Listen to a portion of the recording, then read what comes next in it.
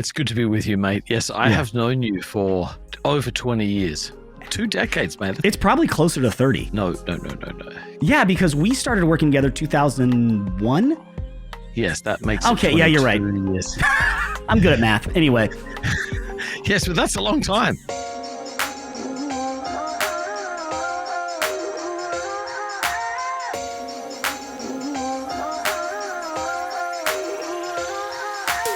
Conversations like the one we're having today bring me so much life. Today, I have the pleasure of chatting with John Tyson. Now, John's a pastor and a church planner in New York City, where I live, but he's originally from Adelaide, Australia. John moved to the United States over 2 decades ago with a passion to seek and cultivate renewal in the Western church. He's an author of books like Sacred Roots, Creative Minority, and The Burden is Light. That's just to name a few. Don't worry, we get into his books a little bit later. But day to day, John serves as the lead pastor of Church of the City in, like I said, New York. But here's the deal. John's also the pastor who hired me and moved me to NYC in 2005. And more than that, he's my friend. So over the years, we've done tons of ministry together. But if you're a pastor or a church planner, a worship leader, an author, a parent, almost anybody, this conversation, I believe, is going to bring you so much value. So let's just get right into it. Welcome, everybody. Thank you so much for joining us. I am here with a good friend of mine that I've known for a really long time, John Tyson. How are you doing, sir? G'day, mate. I'm doing so well. I know who you are. And we've kind of known each. I mean, you pastored my wedding, officiated my wedding, for crying out loud. But can you just give like a quick, where are you at now? What are you doing? What are you excited about? For anybody out there who just doesn't know who you are, and we're going to talk about some of these things, but give us your version of the John Tyson intro. Well, it's good to be with you, mate. Yes, I have known you for, over 20 years. Has over to 20 be, years. yes. 2 decades, man. It's a long No, it's way close. out of life. It's probably closer to 30. No. Can't Yeah, be. yeah, because we started working together 2001. Yes, that makes Okay, yeah, you're right. Years. I'm good at math. Anyway. Yes, but that's a long time. Yeah, it's a long time. Yes, you were playing bass in the middle school youth band when I met you. Yes. And you've come so far. For those of you who don't know me, my name's John Tyson. I'm originally from Australia. I am the senior pastor of Church of the City, New York. I've been here for 18 years. I was a part of the team. Patrick Murphy was on that team that moved to New York to plant a church in 2005. And we have been hanging out in one way, shape, or form ever since. So I've got much love, much respect for you. You've been a good friend, faithful leader, and very helpful tech support with all things Apple over the years. That is, and only all things Apple. Let's be clear. So, all you other people don't reach out to me. Yeah. So you're pastoring in the city. I'm a pastor in the city. We've worked together for a long time, and it's been really cool to watch, as you have, for lack of a better term, just taken ministry out into several different avenues, especially writing. You've become, in my opinion, a pretty prolific writer, and with varying subjects. So there's Intentional Father, which really speaks to me. The Burden is Light, Sacred Roots, Beautiful Resistance, Fighting Shadows, Rumors of God, which I was at the book signing for, Creative Minority, Kingdom Values. Yeah, so you have so you've gotten into this space where you're actually now taking all of this experience and sharing it through writing. When you're writing, I've always wanted to ask you this. Do you have an overarching goal or finish line you're trying to get to? Or do you just find yourself in a season where you have to just share what you're learning or what God's saying to you or what have you? That is a very interesting question. I would say in the early days, I wrote my first book with Darren, Rumors of God, because we gave a break. Whitehead. Yeah. Another Rossi. We gave a breakout talk at a Catalyst conference, and a lady came up to us and said, "Have you thought about turning that into a book?" And the answer was no, we hadn't. And so someone sort of said, "Hey, I think that what you're saying will translate well into a book." That's when we started writing. Now I think the thing I'm most passionate about is the weekly email that I write. So that comes out every Wednesday, and I'm super passionate about just clarifying thoughts and sharing them with others. I want to be helpful. I read a lot. I feel like one of my gifts is reading broadly, synthesizing helpfully, and then sort of distributing as tools to help people process life, follow Jesus, that sort of thing. So yeah, I have a goal to help people through writing. I love writing. I think it's a remarkably intimate medium that someone would sit there for, depending on how long the book is, between 6 and 12 hours. And you would open your mind and allow them to speak directly to your heart is an incredible privilege. And I really love that. So, yeah, I do have a goal. I want to help people follow Jesus and seek first the kingdom of God. So I've written broadly because I read widely. And, yeah, I plan to, if I had my way, I'd probably put out a book a year. That's So really we'll see how okay. that goes. That's really interesting because I know you have goals that you're going to continue to write, and I didn't even think about this until you were just sharing, but I remember one day you were sharing, it was probably in some sort of a pastoral meeting or maybe even a church service somewhere, where you said you often felt, and I'm going to use some words here, so feel free to clarify for me. You often felt a little guilty because you would just love to consume the knowledge of others, what people were learning from the Lord, their journey through revival or parenting or whatever the case may be. And you would also often feel guilty because you just longed to sit in a room and read. And you had someone kind of like share a word with you that was like, actually, John, those are really holy moments. Do you remember this? Yeah, of course I do. Yes, this was life-changing for me. In Acts chapter 6, so I want to live the calling that I think God's given me. I'm not just trying to be pragmatic. I want to run it through a biblical filter. In Acts chapter 6, you get that moment where the apostles say, it's not right that we should neglect the ministry of the word and prayer. There's a justice issue. There's a functional issue. And the apostles say, we want to get the right people in place to do that, but we want to give ourselves to the ministry of word and prayer. And so, yeah, I really feel like that's a big part of my calling. We take for granted, most people don't want to spend their whole day reading and praying. That's not what most people want to do. I can't get enough time in my schedule to do that. I love that. So it definitely feels like a call. And so over the years, I think I've, particularly the older you get, I'm 47 now, you sort of know what you're good at. You lose your ego about trying to impress people or do things you're not good at. You just want to live from your heart based on your gifts with feedback that people sort of tell you we feel like this is a really good contribution from you. So yeah, I over the time have lost my guilt of doing this and sort of aligned my schedule to be able to do more of it. I'm really grateful for that. It's really interesting you say that, because I think, as I align with that. As I've gotten older, there have been like losing my guilt moments of being like, no, it's okay to, long for this or long for that or strive for that or rest in that. So I think that's great. Yeah. And speaking of just how old we are, which we are two good-looking young men ready to take the hill for Jesus. I've got gray hair and I'm tired. Well, I have no hair, which speaks to just the authority I carry. There's something in the scripture about that.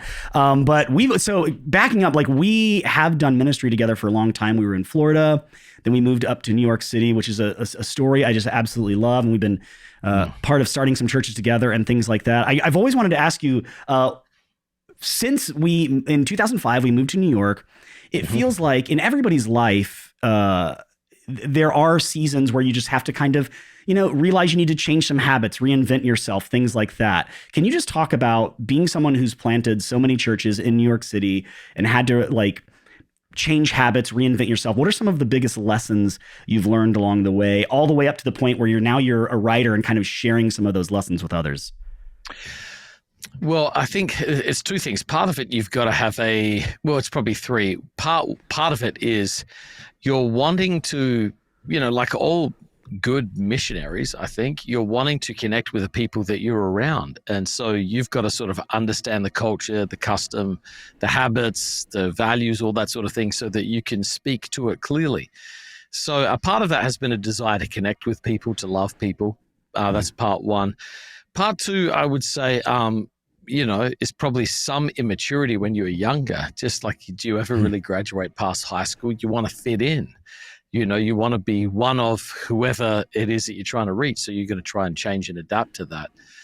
But I think at number three, part of it is like as you grow up, you sort of mature a little bit and you stop having to, create an identity to fit in. You stop having you stop trying personas on and you sort of get a sense of who you are.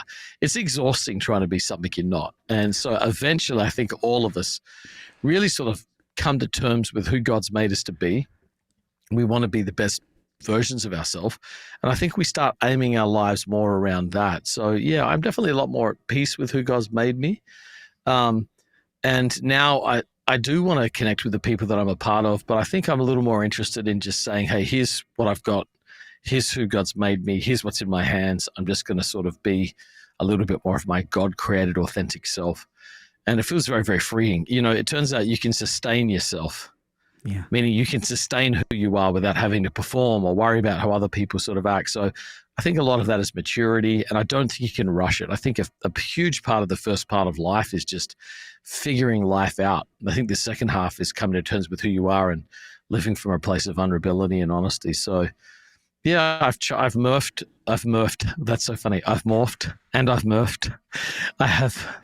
Many often emulated, Yes. or imitated, whatever. Yeah. Yes. Yeah, man, I want to reach people. I want to grow and mature, but I think for the most part, I just want to be who God's made me to be now. So self-acceptance. That's so interesting, because one of your most recent passions has been like the intentional father, primal path, looking at the next generation. One thing you said years ago that I asked permission to share with my church, and you said yes. You said don't give you credit, but I did. It was your talk on the 7 Hebrew words for praise. And obviously, made it my own, but, shouting the praises of God into the next generation actually matters. Yes. And you've taken that to heart with some books and with some content and things like that. And one of the things I've said to my kids, I have 3 boys, pray for me. And with Declan, my oldest, we meet regularly to talk about not what it means to just chop down trees and be Paul Bunyan, but what does it mean to grow up and be an adult? And we have this acronym HEAR, HEAR, which is humility. Let's serve others. Let's have an eternal perspective is E. And the last one is take responsibility. But A is, dude, don't be anybody but yourself. Hey guys, Patrick here, realizing that I never actually said what the A stands for. I explained it well, but I didn't tell you what the A stands for. H, humility, E, eternal perspective. That last one, R, is responsibility, but the A is authenticity. And maybe I should share that with John later. I don't know. Let's get back into it. Just don't be anybody. You've been created to be something, and sometimes there's rooms where who you are isn't going to fit in well, and that's okay. That's okay. So I think that, that really speaks to me. That really speaks to my heart, especially for him, just being yourself. I think that's great. Well, don't you wish you were told that when you were younger? That's good parenting, man. Being empowered to just say, this is who God's made you to be, man. You're not for everyone, but you're definitely for some people. So find your crew and be at peace with yourself. I think that's a life-giving message. That's so true. And I did text you this, but I was interviewing a guy from, so I have 2 podcasts, no big deal. One's all about content creation. One's about worship, the church things. And there was this guy, the CEO of a content creation company. He's a millionaire, and he's done really well. And he loves Jesus. And just in the middle of our interview, he goes, well, I mean, it's like Tyson says in The Intentional Father. And I was like, do you mean John? That's my friend. He's like, are you serious? I was like, yeah. And then all of a sudden I became the cool one. It's not a big deal. It's a part of my story. You are the cool one. You always have been. I've tried to be the cool one, but it By the way, sometimes works. I hope during this in post, you were throwing photos of us up when I was thin and you had hair from our history over the years. So I love how you... There's a lot of good footage to be put up there, just overlaying flash shots of us when we were younger. Your pastoral heart to not include me in the "we used to be thin" statement was very kind of you. It was very kind of you, and I appreciated that. But listen, there is an NDA coming your way, or some sort of a form that allows me to share any photo, whatever. You'll get it, I'm sure. But now that I have your permission, I'm just, let's go for it. So let me ask you this. In this, many year-long journey of church planting, I've always been a worship guy. Worship is a huge part of my story. Before I hit record, I was even telling you just about how this past weekend, the church where I serve at had a conference where just worship was a big part of it, and God was still just showing me new things. And I remember, some of my first I've always been the guy with the guitar, but that's a journey when it comes, there's many denominations, there's many traditions, there's many worship styles, and I've had a journey where I've leaned more towards what is the Spirit doing now, as well as honoring the past and looking towards the future. And a lot of conversations with you, because you have existed way more in those spaces before we met, and just talking about spiritual gifts and things like that. But worship has always been like such a huge part of my story. And I don't want to talk too much, but I'll never forget the moment that we were in a midtown office together working at a church, and you walked by my cubicle, and you just over your shoulder, you just said, "I'm not going to do the accent," even though you've said, out of all the people who do terrible Australian accents, Patrick does it the best. Let's move on. That is true. You said your bad Australian accent is the best of bad Australian accents. Yes. You just looked over your shoulder and you said, "Come to my office, bring your guitar." And my senior pastor literally sits 2 feet away from me, staring right at me in a chair. And you just said, "Lead me in worship." I got like one chorus through a song, and you went, "Nah." And you said, "Give me the guitar." No arrogance, nothing. But you actually took me through listen, if we're going to lead the way we want, this is the way to do it. I understand that I'm not a pro musician, but let me kind of show you what I'm saying. So worship has always been something that's not only a value for me, but a value for you. And it didn't seem like you were so concerned with my skills. It was more than that. So I want to kind of go into a worship talk where I just want to ask you, like, why has worship always been, for a planting church starting pastor, why has worship, and why has it always been a value, and why does it still remain as a staple in your community and in your life? Well, I have no recollection whatsoever of that happening. That sounds really arrogant, and I want to apologize. It wasn't. It really wasn't. I don't know how to explain it, but it was actually so kind. Yeah. John chapter 4, Jesus says, the Father is seeking worshipers to worship in spirit and in truth. This is what God is looking for. So I've always felt God's heart reaching out for me for connection in worship. So I come from the Assemblies of God. That's what I became a Christian, and they always placed a value on encountering the presence of God, not singing about God, but encountering him in worship. C.S. Lewis says it's in the process of being worshipped that God communicates his presence to men. And I've just found that to be true from my earliest days. So yeah, it's part of it is how I came into the kingdom of God. I also think worship is so powerful because it's a deep and central part of how we are formed and transformed. Beale, in his book on idolatry and worship, says, we resemble what we revere for ruin or restoration. You become what you behold. And so I think when we live in a place like New York, where you're always getting your eyes and your affections distorted by what you see, coming to church, lifting your eyes, getting them back on Jesus, it changes you. It realigns your heart, realigns your motives. It says in Psalm 16, in his presence is fullness of joy. There's life in worship. This is not God just, seeking his own glory, and it's bad for us. It's like he's sweeping us into that which is most amazing, which is most beautiful. And in his presence, you find that fullness of joy. So I still find that last Sunday I taught, and the worship time at the 6 p.m. was just incredible. The response, people hungry for God in the middle of New York City. So we are worshiping creatures. We're made to worship something. And so it's a deep internal thirst, deep internal hunger that we have, deeply transformative, deep part of my founding story, and just enjoyable, to be honest with you. When the presence of God comes, there's nothing like it. And I'm not chasing emotionalism, but it's often incredibly powerful and emotive to lift your heart and to worship God. I have been grateful. You have always been very faithful over the years when it comes to worship. I mean, and to your credit, you've also had a massive capacity. I remember when you joined one of the other teams, we had a church that had multiple teams on it. And when you joined one of the other teams, when I tried to replace you, I literally had to hire 3 people because you were running greeting, tech, and the worship teams in a part-time capacity. And it was like I had to get 3 part-time people to take that over. So I've always appreciated that about you, your capacity and focus on worship. And you've always really honor the presence of God. And I think that's why, you're funny, you're great to be around in terms of a friend, but I think that's one of the big values is really seeking the presence of God. So End of interview, and scene. Thank you. No, I really appreciate that. I do. I found, much like you have, taken all this like years of experience and now you're starting to write and create. I found myself in a place where I'm almost obsessed with raising up the next.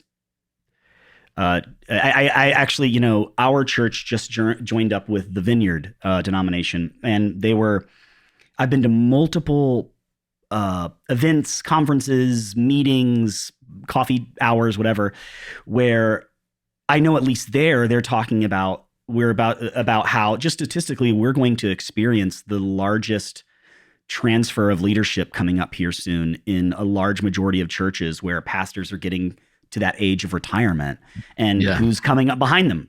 Worship leaders who are like, I'll take it. And I really appreciate what you said. It has been something that's been a passion over my life, and I'm enjoying. I actually really enjoy when more than doing it, or as much as leading, I enjoy seeing others thrive. Yeah, in that role. You know who's just jumped in? Just took a job at our church is my son Nate. I was wondering, I saw a couple of posts of him leading and I was immediately emotional. That's awesome. Yeah, he went away for a couple of years with YWAM, did Fire and Fragrance, one of their worship schools, and just came back and somehow had the ability to lead worship really, really well. And he's getting married, he proposed to his girlfriend. Oh my gosh. So he's, you knew Nate when he was 2 years old. He'll be 24 when he's married. So yeah, one of the joys, he led worship yesterday morning when I taught, and it was such a joy watching my own son, really get his own faith, love Jesus, and now lead worship. So I love that vision of handing it over to the next generation. It's important. I just so happen in some years ago, there was a moment where your team reached out to me. They said, "Hey, we need a worship leader just for this Sunday. Can you come do it?" And I said, "Sure." And it was the night your son was getting baptized. Oh yeah, that was powerful. It just so happened to be. I've seen you get emotional twice in my life. There has to be another time. That's the only reason why I'm saying twice. I've become a bit of a weeper, man. Great. The older I get, the more tender my heart gets. Yeah, you don't have time to stay cool. You're just like, dude, just let it happen. I never was cool, so. But I remember, and I remember, they're a bit, your kids have been it's been so cool to watch them grow up. Because I remember when, my now wife was, your family in Florida had a few bedrooms in your home. She was up there. She was in one of the bedrooms, and before we moved to New York City, we're trying to like save cash and save on rents and things like that. And so she would watch your kids. My first ever babysitting gig was hanging out with her while she watched your kids. I did great. But I remember when they were tiny, and then watching so that really, to your point, that really speaks to my heart to see him lead. I was just like, oh. And I remember I was once at your church, and there happened to be like a prayer meeting in the other room or something. And I heard worship start, and I just kind of went like that. And whoever I was with was like, "That's Nate." And I was like, no way. That's gotta be fun to watch and watch them grow up like that. It is. It's really life-giving. It's kind of amazing. Yeah. Well, let me ask you this. So as someone who you've started a bunch of things, and, since we're already talking about worship, I mean, let's pretend I want to ask you two, like, you're starting from scratch questions. And if you were looking for a worship pastor, like, tell me some of the a worship leader, worship pastor, director, whatever you want to call it. What are some of those intangible skills or gifts, or tangible skills or gifts that you would look for if you were looking for a worship person?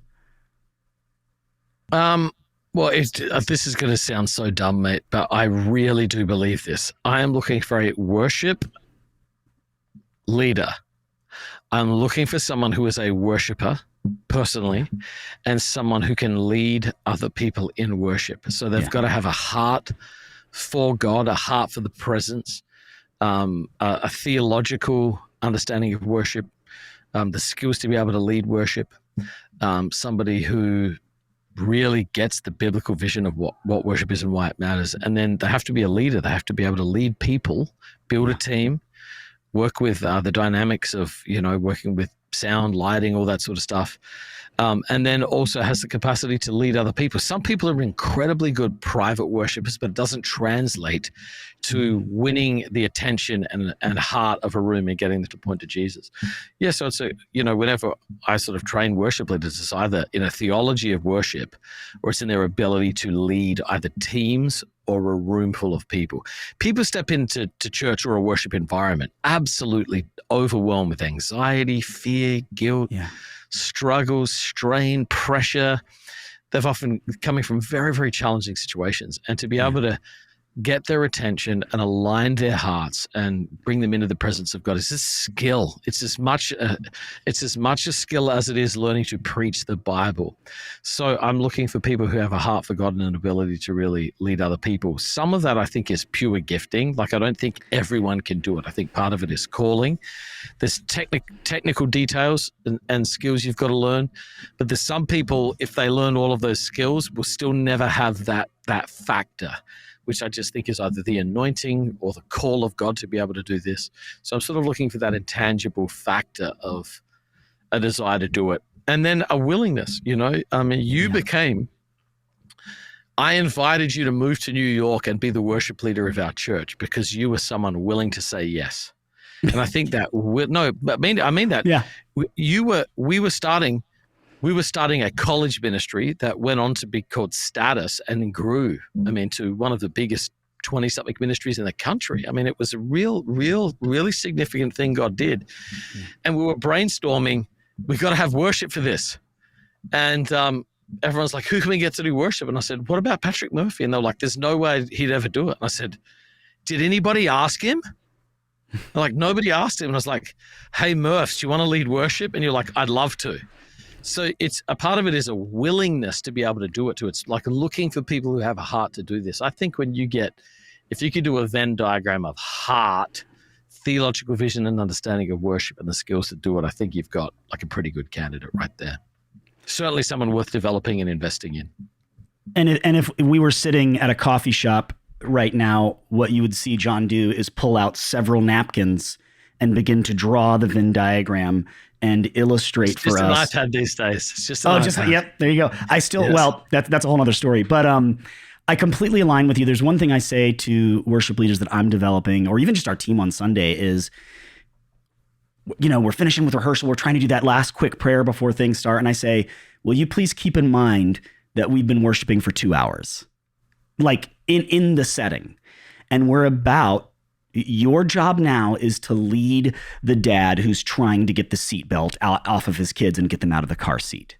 Yes. Who, not to discredit dad or discredit mom, or discredit the kid, but like who probably isn't walking up to church the same way, Jesus walked up to the temple with uneven steps that had to make him think through his route. He's probably walking in just trying to get his kids dropped off. And it is that you can have all the skills in the world, but if you cannot lead in your context and, for lack of a better term, kind of take the room with you, that there is skill to that. But I think you're right. I think there's some gifting in there. Same with teaching, same with kids ministry, same with whatever. What about like church planters? So you and I, we've planted a bunch of churches together, and we still are a large part of that. What are some of those intangible or even tangible things that you would say, hey, if I was looking for a church planter for our next location, this is what I'm looking for? So number one, it's really interesting. I meet very few people who want to plant churches anymore. It does not seem like a thing that Gen Z is into, like millennials were into. There was probably a season, without exaggeration, as sober-mindedly as I can think, where I probably had 50 plus church planters contact me a year. It's definitely higher than that. I'm saying it very conservative. At least one a week, more than one a week. Hey, we're thinking of moving to New York. We're thinking about planting a church. Man, I haven't talked to anyone in years who's thinking of moving to New York to plant a church. It seems like, I don't know, maybe it's quiet quitting or the Great Recession or people are disillusioned with the institutional church. I don't know. It just doesn't seem like it's a thing like it used to be. Yeah. The first thing I'm looking for is like a profound sense of call. Like when I got a vision of planting a church, I had to do this. I couldn't not do this. I mean, I was planning with like if anyone came with us or not, if we had the money or not. I had such clarity on God's call. And the only way I can say that I know that's true is that I've been here 18 years and it's never going better than it has been right now. I mean, I'm almost 2 decades in and I am fully alive, filled with joy. Now, also I have so many problems, mate, so much drama. It's wild. But my heart loves what I do. So, I'm looking for a profound sense of call. I'm looking for all those factors: aligned marriage, sense of resilience, necessary gift, sort of risk-taking faith, entrepreneurship, public speaking abilities, going to be able to cast a vision, ability to lead and attract other people to be a part of the vision.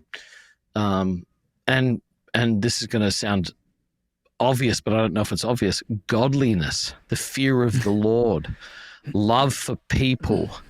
You know, a lot of times you can get people just super invested in their project or their plant.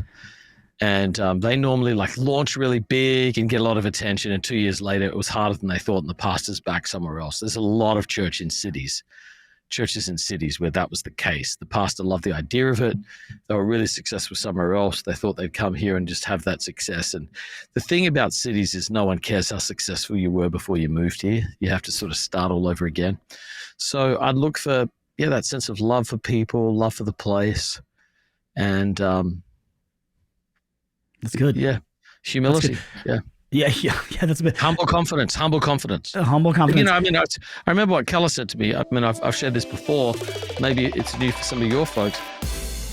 Hey, thanks for listening, but we need to take a quick break to talk to today's sponsor, which is nobody, because I don't have any sponsors. But I will say this. My name is Patrick, and I've been leading worship since I was 13 years old. And for the past 20 years, I've been in New York City, starting churches where I work as a full-time worship pastor. And not only does my local church have a healthy, rested, equipped, and empowered team of rotating worship leaders, but I've been given over the years the opportunity to travel all over, equipping, empowering, and training worship leaders and worship teams in all sorts of different contexts. So if that's something that interests you, please visit my website and reach out to me. It's patrickmurphy.com. patrickmurphy.com. I'd love to connect with you and see how I can help your worship culture and your worship ministry thrive. Thanks again. Let's get back into it. I remember Tim Keller saying to me, this is before he's written a book, when he was just a really generous, gracious local pastor. And this is amazing. So I call him, and then think about this. I call him and he misses my call, and he calls me back in between services in a taxi commuting between Redeemer gatherings. Oh, sorry, I missed your call. I was just preaching. And I remember I was like, wow, he called me back. That's amazing. And I'll never forget the first thing he said. When someone told me who you were, I was like, he said this, he said, thank you, Lord, another one. You keep sending him to this great city. That's his just like almost whispered prayer out loud. He said to me, when you come to New York, there's 2 things you need to know. Number one, you need to realize that New York will always be bigger than you. You know, so you're not going to come and take the city or change New York. You've got to have that deep, deep sense of humility. And then number 2, you've got to feel like you're bringing something unique to the kingdom ecosystem, or don't come. Like, you got to have that humble confidence.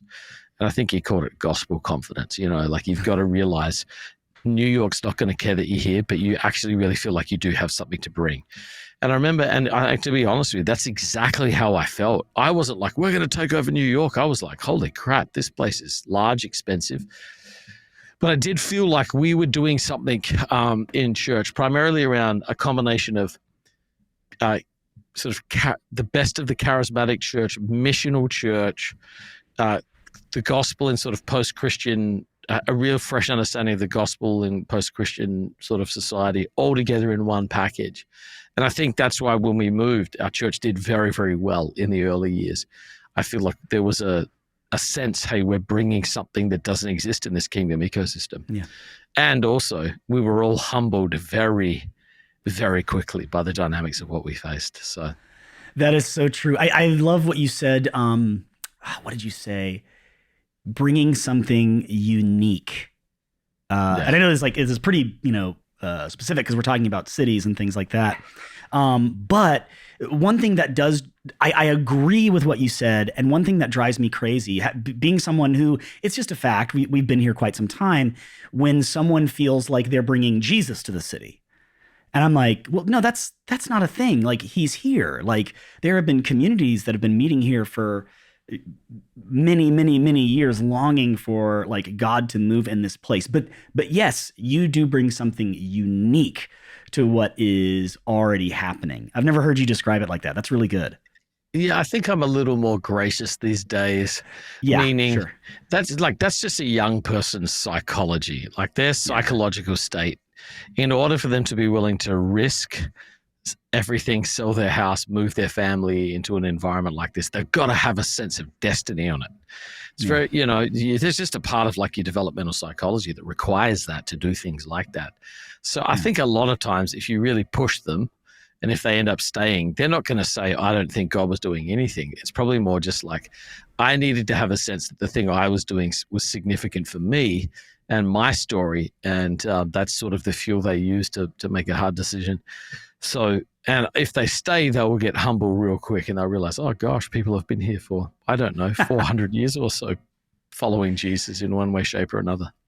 That's so true. That's really good. I just like, there's like so much I want to talk to you about, but I also want to like, I want to dig into, there's part of me, I love, what I'm saying is I love reminiscing. Like we get to see each other every couple months now because we're doing our own things, still pals, but no longer, officially working together. But like, whenever we get in the same room, it's basically the best version of how are you doing now? What are you looking forward to? But there's always that sprinkle of like, remember when? And well, do you know what? Yes, I agree. But you know why that's important, man? Because you'll experience this. New York, there's people who are from here. I mean, these are the truest New Yorkers. But if I was to put you in a room with 100 people, there would be 3 other people who've been here longer than you. Do you know what I mean? I mean, there's just something coming up on 20 years. There's very few people I meet who've been here longer than me. And what that means is that you carry a historical awareness of the changes in the city. And the past impacts current reality. And so a lot of times, now again, you can live in the past and miss what God's doing now, but I think there's something to having institutional and historical knowledge. You remember as well as I do. By the way, you remember when I had the Windows phone, which is basically the iPhone before anybody else had it, because I gave it to you, and then you left it in the bathroom somewhere. Lost it, but that doesn't matter. My point is, that happened. Yes, wow. Yes. My point is, you remember what New York was like before apps dictated New York. You remember when your neighborhood meant something very personal and very distinct, and when it was 10 p.m. and you'd pray, dear God, please bring a taxi, because there was no Uber, and it really impacted how you planned an evening. So having an awareness of that New York, I think, is very, very important, and it gives you a love for a place, it gives you a stability, and then you see stuff coming that other people don't see. Like 80% of my team now, almost 30 staff, 80% of my team is been here less than 3 years. And so there's a lot of things and they're wonderful and humble. It's sort of like a post-COVID rebuild team. But a lot of them, no matter how godly or gifted they are, I just am carrying around like, hey, I don't think that's going to work. Like, here's a classic one. People were like, let's build this summer. And I was like, hey, can I give you some feedback? You're not going to build anything this summer. You know what you're going to do this summer? Do a 4-day work week, mate, and take care of your heart, because it's going to be a sprint this fall, but you can't really build that much in the summer. And sure enough, they're like, wow, I really underestimated that. People just travel and they're not available. So you just sort of learn the flow of a place a little bit more. So it is important to understand that. That's so true. That's so true. That's really good, man. And I think that I agree with you. Like, I've over the years have gained, like, not that I was, walking, like we were some guys walking around just being these tyrannical people, but there is that grace of like, where I remember the prayers in Florida before moving here, to go way back to what you were saying about you would pray out loud, if no one else, I will go. Like, I will go and do the thing. And I mean, you and I moving here immediately experienced, I'll say, tragedy of people day one leaving. We went through some traumatic stuff Yeah. that no church planter will ever go through. I mean, it was like wild. Yeah, it just stuff, and some of it wasn't even like massive darkness, just comes out of nowhere that you're like, okay, I didn't expect that. So like there is some of that you carry with you. And I wanted to ask you this. It would be very easy for you, especially from my perspective. I've watched you over the years, not just start successful things where you're at, but go and teach here or there, write great books. And you've already brought up humility. How does someone in your position, while for lack of a better word, you're experiencing some success and you're starting to, you've gained more grace for the new guy, for lack of a better word. How do you, while experiencing that success and growing, how do you remain grounded, humbled, or whatever word you want to use there? Like, what's the system to the young? Here's the system. You know who my wife is, dude. You know who Christy T is. Yes, that's the system. Okay. Marry well. Look, mate, I mean, I don't know. I think I think I have a level of awareness of the kindness of God. I realize this is all God's favor, mate. I haven't earned this. I grew up on the other side of the world. New York has been very good for me and very kind to me, very painful. I think I receive it as a gift. And I definitely think I've conquered, it's functionally broken. It rears its head every now and then. But mate, I just want to live the call of God on my life. I'm not going to be accountable for other people's lives. So I don't have a concept of being successful. What is successful? What does that mean? How many books you sell? There will always be someone who sells more books than you. And by the way, many of the best books ever written sell no copies. It's a marketing game, and you can be a bad author with no content and great at marketing. Sell a lot of books. So I don't put too much stock in that. I want to be a man of love. I want to, here's the feedback I'm looking for. Okay. My wife said to me yesterday, we've been married 25 years. We're getting ready to celebrate our 25th year anniversary next week. And she said, I just wanted to give you some feedback. You are becoming more and more kind. Well, mate, that is success to me. My wife perceives me to be more kind, more like Jesus, less aggressive, less angry. What worldly accomplishment can do better than the woman I love who sees me in every situation saying, under pressure, you're more like Jesus, not less. That's it, mate. That's the thing that matters the most to me. So again, I think my kids love and respect me. I think my kids enjoy being around me. This is the stuff of life. So again, I think I have more of an awareness of the good works that God has prepared for me to walk in. I'm worried about being faithful to those.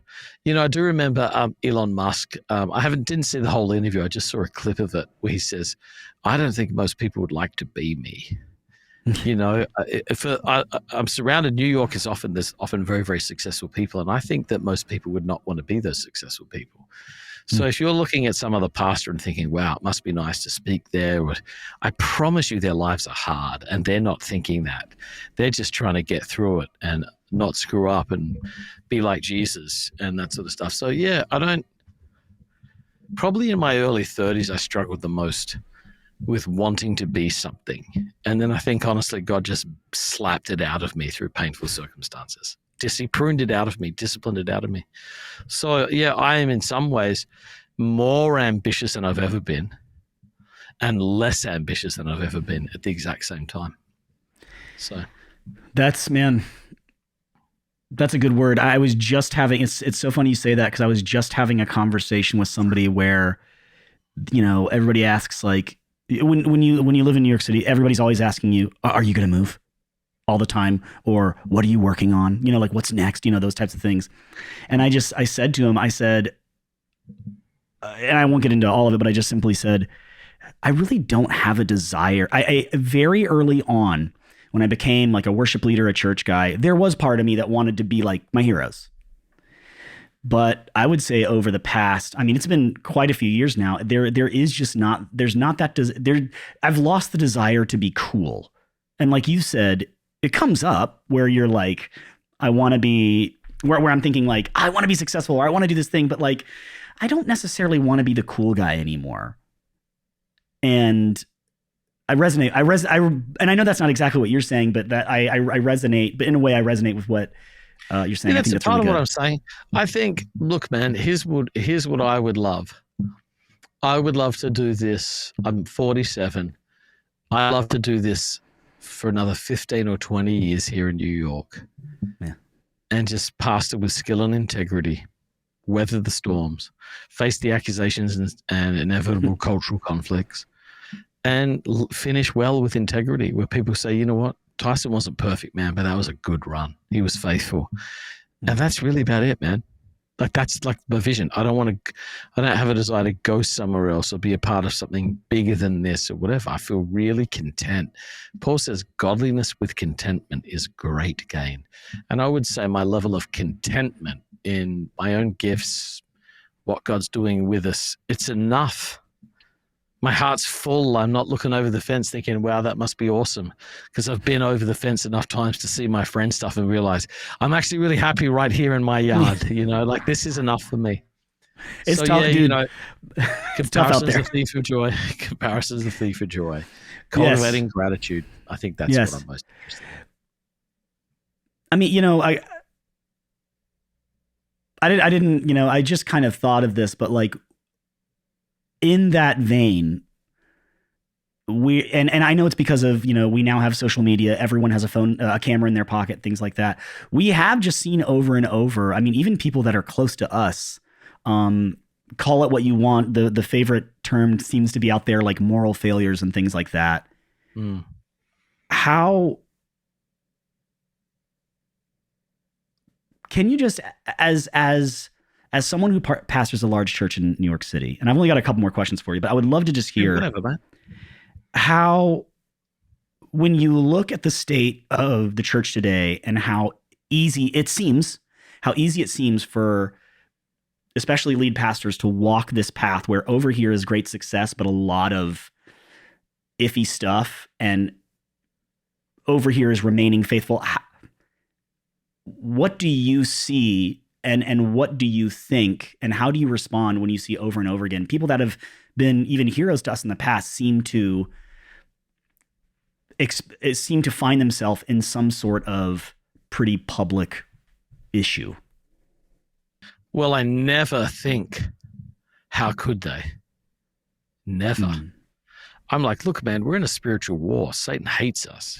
He doesn't play fair. He gets us when we're depressed, anxious, our marriages are struggling, our kids are having a tough time. He leans in when things are hard. So, you know, I think in many ways we're all victims of spiritual warfare. I think our job, I try and use it as fuel for self-examination. And you cannot outsource the condition of your heart. That's something you are responsible for. You got to guard your heart. You got to make sure it's not filled with envy or jealousy or worldly ambition, pride. You've got to guard your own heart. So I spend a lot of time asking God to like change my heart, confessing sin, asking for mercy. You know, I spend a lot of time thinking through things like that, and then I want to make sure I think so. Number one is you got to guard your heart, and then your heart is revealed under pressure. What these people are showing you more than anything is they did not have systems of resilience or relief for the pressure they're under. So I think a lot of times pastors fall into these things. All of us under pressure retreat to something. You either go to the secret place or you go to a fantasy world to deal with the pressure of ministry. And I think a lot of these folks ended up choosing the secret world, pain relief, sex, a lot of times sex, distractions, sin, whatever. Jesus went to the secret place and got it out with the Father. So how you handle pressure is a real key. And I don't think people set you up well in ministry for that. Everyone's talking about the Sabbath today. I think that's, really helpful. No one, when we were coming up, was like, you got to practice the Sabbath.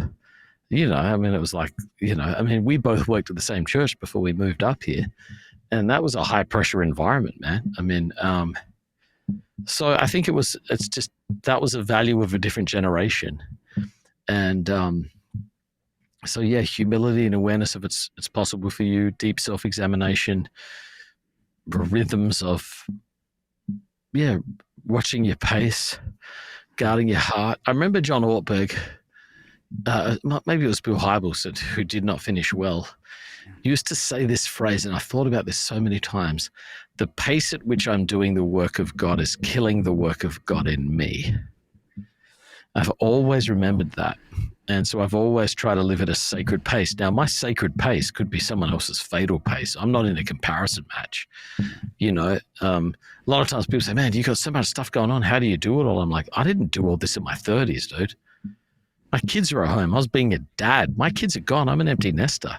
Don't compare my empty nest state in my early 40s with your home with 3 kids in it in your 30s. It's a different season. I think the other thing as well is a lot of times people compare their lack of discipline with someone else's natural gifts. So what you think that must be so hard for somebody else may be the easiest thing, but I promise you do things that person thinks. How do you do that? And we've got to have self-awareness, got to watch our pace. And we got to pray, man. We got to be on our guard. Remember, it says Satan left Jesus for a more opportune time, it says in Luke's gospel. So he's always looking for those weaknesses. So we've got to be on our guard, and we've got to be vigilant, and we've got to pay attention. We've got to confess when things are hard. We just got to get it out. That's really good because, that same CEO I was talking to was talking about all of these, content creators who want to do what he does. And he says, don't model yourself after me right now. Model yourself after me 20 years ago. I've been doing this for 20 years. And that really spoke to me. And it's the same applies here, that it's like, no, we're actually living different. We're living in different spaces, different lives in different contexts. So don't compare. Yeah. Comparison, like you've said a couple times, comparison is the thief of joy. I think one thing that's very, very important is understanding. And I think evangelicals don't do this well. I think the Catholics have a good version of this. And I think a lot of folks who study leadership have good tools on this. But just the concept of like your life is a series of stages. Now, we all know that, but so let me go. Hey, evangelical, what are the stages of faith you go through and where are you now? No answer. But when you realize, so the one I've been meditating on the most, which I'll shoot over to you after this, I'll text it to you. Robert Clinton's Making of a Leader, classic book. But he talks about, sort of the 6 stages that God takes leaders through to really develop their character to be able to use them. And, I'm in the early stages of the 5th stage. I'm in early convergence. And the relief, like I actually just did this for my son as he's coming on staff at our church. I just sat down, showed him all these stages and said, you don't have to be here. Just be where you are. And he's making the transition to full-time ministry, which is a whole stage. You don't have to, so when someone says to you, what do you want to do for the rest of your life? Say, I've no idea. Here's what I want to do. Marry this amazing woman that said yes to me. Figure out how to work at a church in a good way. And that's what I want to do with my life right now. So if you don't have a sense of what's ahead and that God's got you and that he's going to form you and use you and develop you, I think really understanding that stuff has really set me free from wanting to have too much too early. Even the measure of, I don't know what you would call it, but like maybe influence I have now, I couldn't have had this in a healthy way. It's not even very big, but I couldn't have had this in a healthy way 10 years ago. I would have cared too much about it. Now I just hold this all so lightly. I mean, I genuinely think I could be happy to serve the Lord in obscurity, move to Pennsylvania, sell Harley-Davidson motorcycles, reach non-believers, and have a secret life of prayer in the woods. And I honestly think I could do that with a wholehearted sense of joy. I don't have to be in New York. I don't have to pastor a big church. I don't have to do any of those things. Now, the fact that I get to do that makes me feel very grateful and very dependent on the Lord. But, earlier I would say I had to do those things. I was striving to do those things. I don't feel that pressure anymore. I'm grateful for that. God's been patient. That's really fun. I find myself saying some similar things, and that's really cool, and that's really affirming. Well, before we go, let me ask you this: obviously, you're going to continue writing. Obviously, you're going to continue. I think you said you're going to continue pastoring for another 15 to 20, and then you're just going to go off in the woods somewhere. But what's next for you? Hopefully more of the same, but better. I want to live a disciplined, godly, fruitful life. Less travel. I've traveled a lot. Less travel, man. More rooted. I just want to keep doing this, man. I want to see Gen Z really get a healthy vision for the church, raise up the next round of leaders. Wow. I think one thing maybe the boomers struggled with was releasing power too late. So they built their churches too much in their image, so that the people who came after them spent 5 years deconstructing the last 5 years of that generation's sort of clinging to power. I'd like to let it go a little earlier, where it still was something really healthy and good, but it was a little more, they were able to shape it themselves a little more quickly. I think I'm very interested in that. Asbury really touched me deeply about, helping the next generation love Jesus. Did you get to visit? I did. It was life-changing, mate. So so my pastor, Seth, who is, he went up there, over there, down there. And I'm pretty good at geography. I've been in God's cover band for many, many years, so I don't need to know geography. Yes. So it's a classic worship leader joke. God's cover band, no big deal. He met a guy there named George Dumaine, who was one of the worship leaders, and some of his team just spent some time with our church. And to hear them talk about, not just from someone who didn't get to go, not just, oh, it was great worship, but just to talk about the reconciliation, the repentance that happened in the room.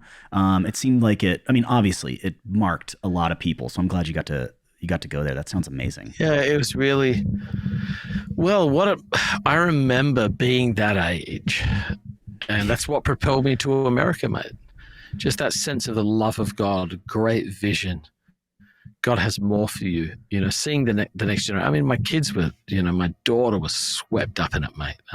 She was there many nights worshiping. I'll show you a picture after of her down the front. It was a little nod of God's kindness. CBS did a feature article on Asbury, and the girl they featured in their videos was my daughter at the altar worshiping.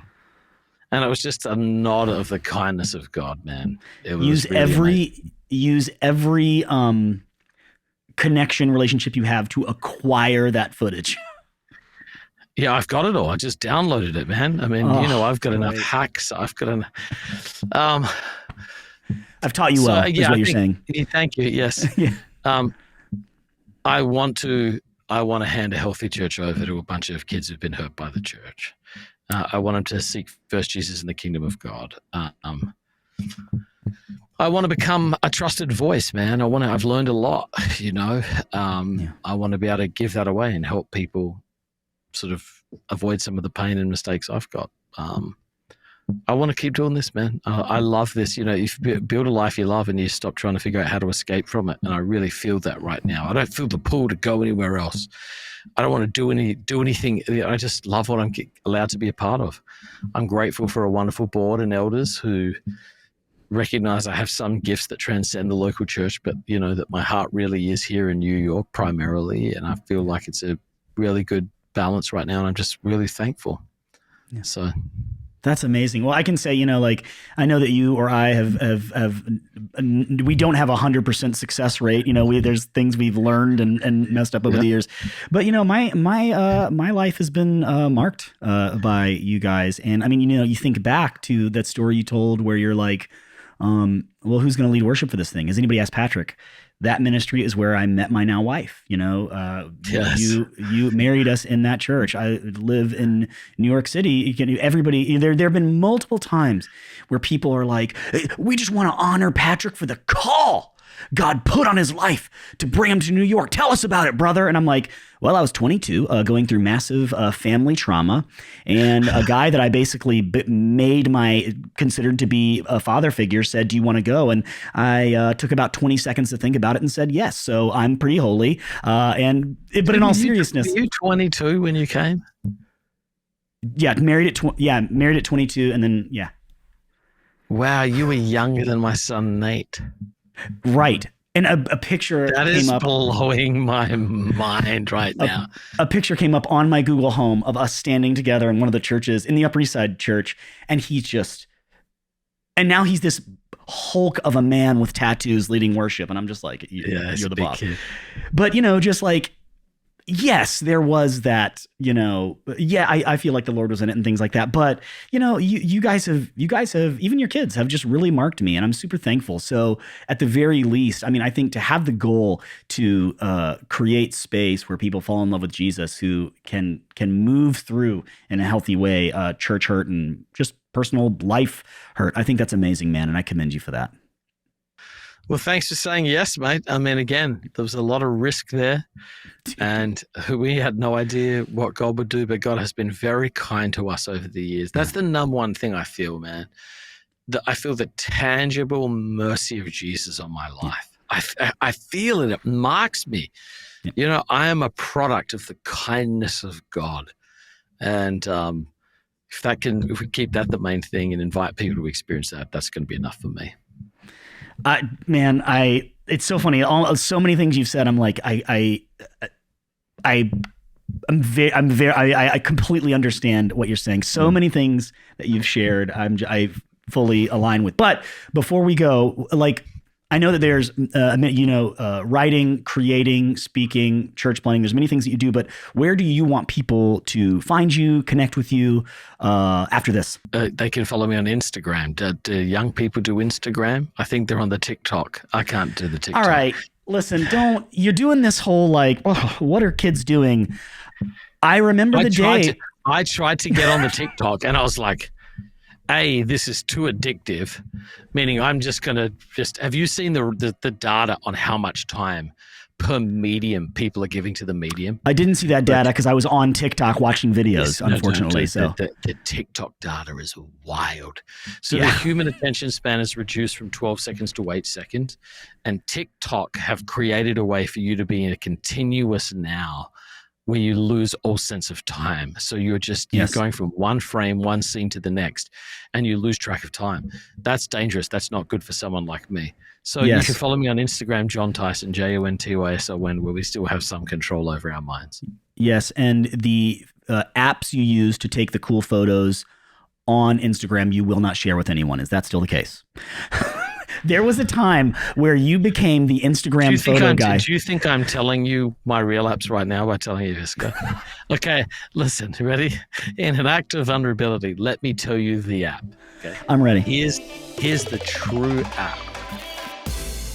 Hey, thanks for listening, but we need to take a quick break to talk to today's sponsor, which is nobody, because I don't have any sponsors. But I will say this. My name is Patrick, and I've been leading worship since I was 13 years old. And for the past 20 years, I've been in New York City, starting churches where I work as a full-time worship pastor. And not only does my local church have a healthy, rested, equipped, and empowered team of rotating worship leaders, but I've been given over the years the opportunity to travel all over, equipping, empowering, and training worship leaders and worship teams in all sorts of different contexts. So if that's something that interests you, please visit my website and reach out to me. It's patrickmurphy.com. patrickmurphy.com. I'd love to connect with you and see how I can help your worship culture and your worship ministry thrive. Thanks again. Let's get back into it. Dark room. Darkroom Okay. is my favorite photo editing app because what it does is it lets you very easily create custom filters. And those filters are built around my view of the world. So I've got one that's called Haley Black and White, NYC, Iceland. I name them on places I go, and whenever I go there, I use these filters. So Darkroom is the secret app that I withheld from you forever. Well, that's the one that's not like your new thing. Like that's been around. No, that's my app. That's the app. Oh man, it's Dark. I want to say this because I love the content creation space. I actually think it's important. And the thing that TikTok did to the world is, when YouTube first became popular for creators. By the way, you're the first person that told me about YouTube. You personally. You came to church and you said, "Let me show you a clip." I'm like, "What are you playing that on?" You're like, "It's YouTube. It's gonna be big." And I remember thinking, yes. Who's going to upload dumb pet videos to the internet? Turns out planet Earth. Yeah, it turns out everyone with an internet connection. But the thing that TikTok did is, vlogging and these long, hey, here's what my life is all about videos. Nobody watches them anymore. The most important thing as a monetized YouTuber, your thumbnail is the most important thing because it's the only thing you can guarantee anybody sees. Then the title of your video is the second most important thing. And after that is the first 30 seconds of your video. Because if people don't make it through the first 5, 6, 10 seconds, they're not watching. And that's what TikTok did. It's insane. So I just recorded 5 hours of footage to release as Instagram Reels. And I think I did the opposite of everything you're saying. So that's really encouraging. Well, Reels is different. And, when we stop recording today, I'm going to talk to you about this great content creator you should meet to bring into your world. I know him very closely. He's sitting at this very desk. But it has been, it's been a treat just catching up with you. But thank you so much for everything you shared. I loved all your thoughts on worship and the church. And man, I would love to do it again just simply because I think that if I was to be in the room and as you say, if I were to place a prophetic hand on the small of your back, I think that God is not done with you. You still got so much great stuff. You did that to me once. I was in an emotional state. We're in a worship gathering. I walk up and I just said, "Hey, John," and you leaned over and you said, "I can tell that you've placed a prophetic hand on the small of my back." And I was like, so anyways, I think God wants to say. I'll never forget it, and I loved it. So I just think that the things you have to say are important, and God is continuing to use you, and I'm so thankful for what you've meant to me and my family, and I'm just so thankful for everything you shared today, man. Mate, thanks for having me on the show. I've really enjoyed it. It is always fun to catch up with you. Awesome, man. Thank you. Have a good day. Thank you so much for joining us. Links to everything you need can be found in the description. And as always, if you need to get a hold of us, you can shoot us an email at theundignifiedworship@gmail.com or follow us on Instagram @thisisundignifiedworship. We'll see you next time.